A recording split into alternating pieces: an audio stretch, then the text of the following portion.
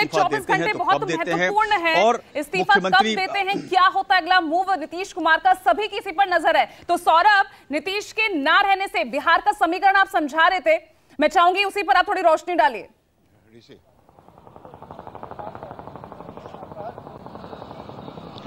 जी बिल्कुल, सबसे बड़ी बात है कि महागठबंधन या अगर आरजेडी की बात करें, लालू प्रसाद यादव की बात करें, तो उनकी भी नजर लगी हुई है। क्योंकि अगर नीतीश कुमार चले जाते हैं बीजेपी में, जो लगभग अब तय हो चुका है, और मुझे लगता है 24 घंटे में साफ तौर पर पूरी कहानी जो है वो भी सामने आ जाएगी।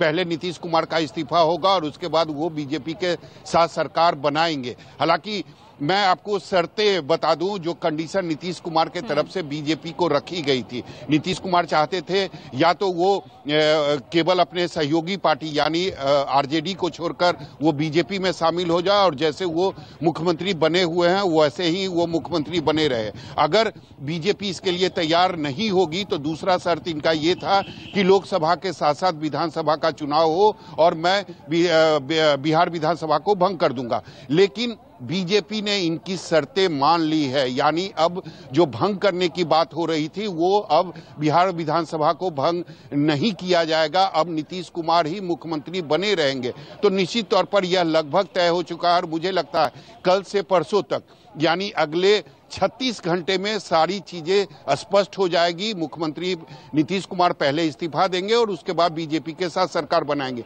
दूसरी तरफ अगर आरजेडी की बात करें तो निश्चित तौर पर अगर संख्या बल देखें तो आरजेडी, अगर नीतीश कुमार चले जाते हैं उसके बाद भी महागठबंधन में जो विधायकों की संख्या है वो 114 है, यानी बहुमत का जो 122 का आंकड़ा है उससे 8 विधायक दूर हैं महागठबंधन। तो निश्चित तौर पर आरजेडी की भी नजर है कि किसी तरीके से, क्योंकि अगर विधानसभा अध्यक्ष जो है वो आरजेडी कोटे से आते हैं तो आरजेडी की भी नजर जदयू के विधायकों पर है कि अगर जदयू के विधायक को अगर तोड़ लिया जाए तो महागठबंधन यानी आरजेडी की सरकार बन सकती है। तो चारों तरफ जो है वो संभावनाओं को लेकर बैठक जारी है। आज सुबह से ही लालू प्रसाद यादव अपने कुछ खास नेताओं के साथ बैठक लगातार कर रहे हैं। तेजस्वी यादव आज गणतंत्र दिवस के अवसर पर गांधी मैदान गए थे और वहां पर मुख्यमंत्री भी गए थे। लेकिन सबसे बड़ी बात है कि मुख्यमंत्री के बगल में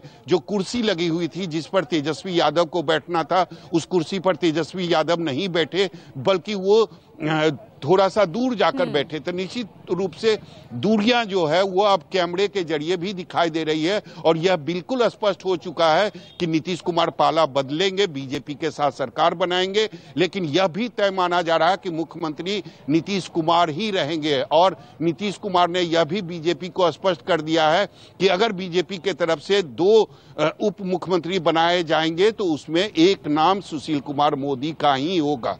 जी ठीक है। और अमिताभ ओझा, अगर मैं